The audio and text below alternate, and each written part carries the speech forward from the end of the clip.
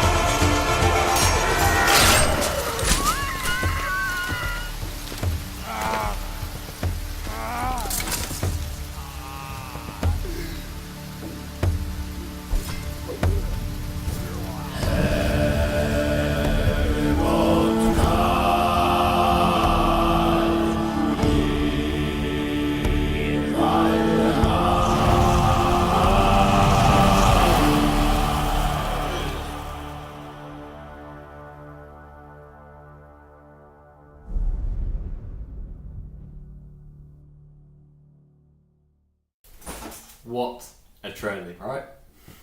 That's what I thought when I first watched it.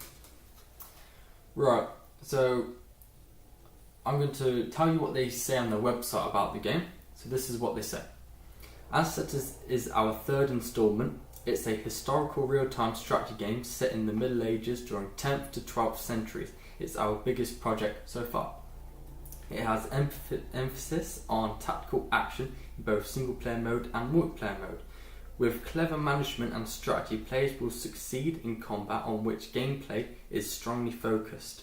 Single-player missions are based on historical events which occurred in these dark ages. Each RTS fan will find features that suit their needs. Those unfamiliar with the genre should find this type to be a great starting point.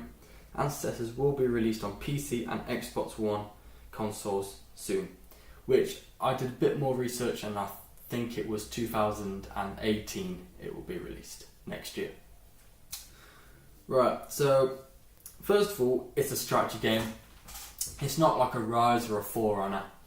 It's an RTS, which is bad if you wanted a Rise or a Forerunner, but it's good if you like RTSs, especially because it's coming on console and they don't have very many choices. They have like Halo Wars, and the only other one I can think of, if you count it, is Air Mech, which is a free one, which wasn't too bad, but it was quite fun.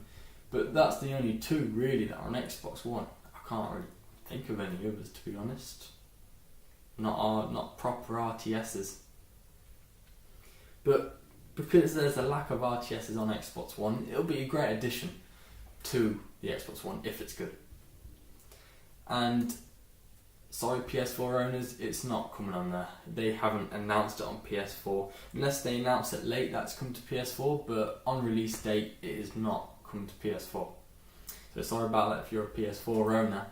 But luckily, I've got Xbox One, so I'll be definitely getting the game. So the company's last two games were IS Defense and Hatred.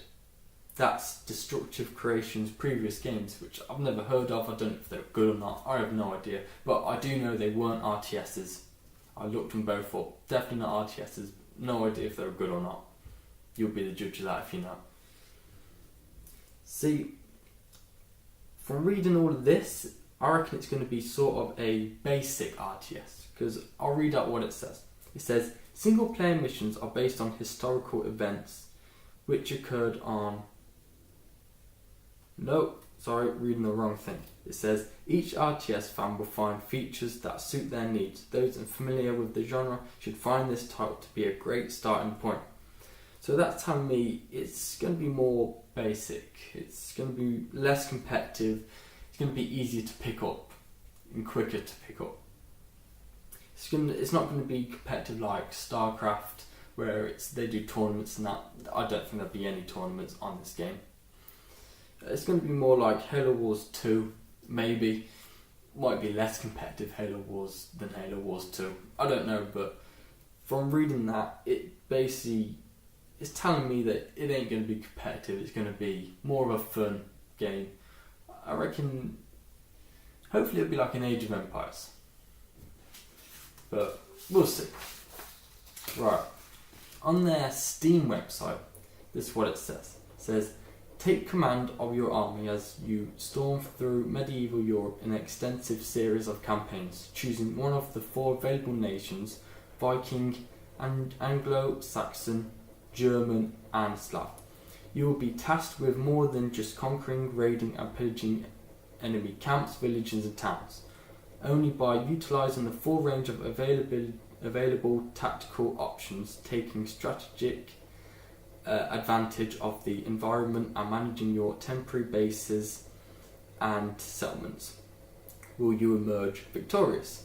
Ancestors is a historically accurate real-time strategy game influenced by historical events in the Middle Ages. The game combines resource management and base building with large-scale squad-based battles across vast battlefields, all rendered in great detail thanks to the Unreal Engine 4 tech. Experience medieval bloodshed like never before thanks to the cinematic action trailer that puts you right in the middle of the battlefield and at the press of a button. So they've also put features in their Steam website. They've put 4 playable factions in an extensive single-player campaign inspired by historical events, advanced tactical options combining the use of terrain, experience and morale, cinematic battle camera view puts you right in the centre of the action, outstanding visual fidelity powered by Unreal Engine 4, intense multiplayer battles, streamlined resource management and village construction, precise controls with native gamepad support. So that is what they have all put on their Steam website. They've also put what's recommended for your PCs and that, but you can go see that yourself. I'll put the link in the description if you want to see that. So reading this, obviously the main thing was the 4 factions for me, which is Viking, Anglo-Saxon, German and Slav, which is really good for a strategy game considering I think most strategy games only have 2 or 3 factions because of balancing issues. Like look, Halo Wars 2, you have the Banished and you have the UNSC, and you know they've done it. They've got different leaders for them factions, but they're still the same units most of the time. They have a few differences, few different leaders have a few different units, but it is mostly the same.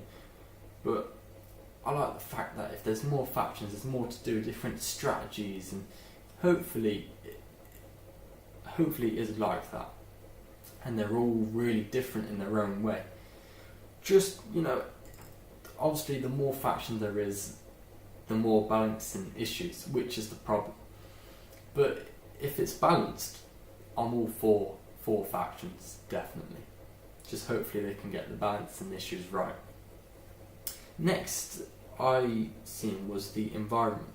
It says here, only by utilising the full range of available tactical options, taking strategic advantage of the environment and managing your temporary bases and settlements will you emerge victorious.